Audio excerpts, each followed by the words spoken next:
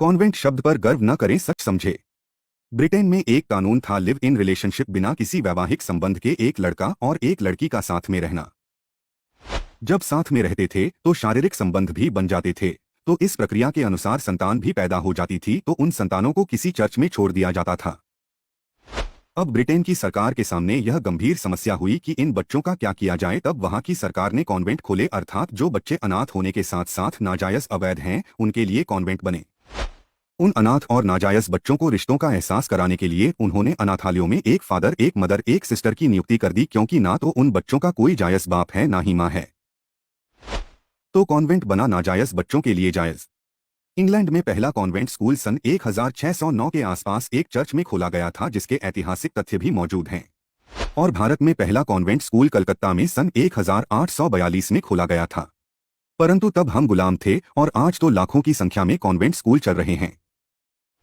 जब कलकत्ता में पहला कॉन्वेंट स्कूल खोला गया, उस समय इसे फ्री स्कूल कहा जाता था। इसी कानून के तहत भारत में कलकत्ता यूनिवर्सिटी बनाई गई, बम्बई यूनिवर्सिटी बनाई गई, मद्रास यूनिवर्सिटी बनाई गई, और ये तीनों गुलामी के जमाने की यूनिवर्सिटी आज भी इस देश में हैं। मैकाले ने अपने पिता को एक चिट्ठी लिखी थी, बहुत मशहूर चिट्ठी है। उसमें वो लिखता है कि इन कॉन्वेंट स्कूलों से ऐसे बच्चे निकलेंगे जो देखने में तो भारतीय होंगे, लेकिन दिमाग से अंग्रेज होंगे। इन्हें अपने देश के बारे में कुछ पता नहीं होगा, इनको अपने संस्कृति के बारे में कुछ पता नहीं होगा, इनको अपनी परंपराओं के बारे में कुछ पता नहीं होगा, इनको अपने मुहावरे नहीं मालूम होंगे। जब ऐसे बच्चे होंगे इस देश में, तो अंग्रेज भले ही चले जाएं, इस देश से अंग्रेजियत नहीं जाएगी। उस समय लिखी चिट्ठी की सच्चाई इस देश में अब साफ साफ दिखाई दे रही है। उस एक्ट की महिमा देखिए कि हमें अपनी भाषा बोलने में शर्म आती है। अंग्रेजी में बोलते हैं कि दूसरों पर रुबाब पड़ेगा। अरे हम तो खुद में हीन हो गए हैं, जिसे अपनी भाषा बोलने में शर्म आ रही है, दूसरों पर रोब क्या पड़ेगा। लोगों का तर्क है कि अंग्रेजी अंतर्राष्ट्रीय भाषा है। दुनिया में 204 देश हैं और अंग्रेजी सिर्फ 11 देशों में ही बोली, पढ़ी और समझी जाती है। फिर ये कैसे अंतर्राष्ट्रीय भाषा है?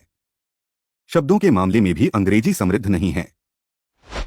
इन अंग्रेजों की जो बाइबिल है वो भी अंग्रेजी में नहीं थी, और ईसा मसीह अंग्रेजी नहीं बोलते थे। ईसा मसीह की भाषा और बाइबिल की भाषा अरमिक थी।